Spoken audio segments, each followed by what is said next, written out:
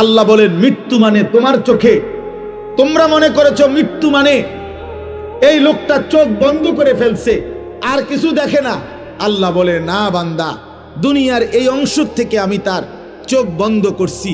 মৃত্যু মানে আমি তার চোখ আগের চাইতে পাওয়ারফুল করে দিয়ে কবর থেকে এবার এমন চোখ খুলে দিছি যে কবরের মাটির থেকেই সে জাহান্নাম পর্যন্ত দেখতে পারে। এই জন্য মৃত্যুর মাধ্যমে মানুষের চোখের দৃষ্টি কমে না, বাড়ে। ফাবাসারুকাল ইয়াউমা হাদীদ, আজ তোমার চোখের দৃষ্টি আল্লাহ বলছে মৃত্যুর পরে আরো তীক্ষ্ণ, আরো বেড়ে গেল, বেড়ে গেল।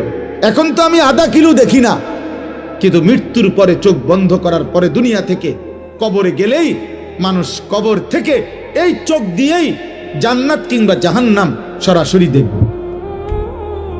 চোখের পাওয়ার বেড়ে যাবে, চোখের দৃষ্টি বেড়ে যাবে।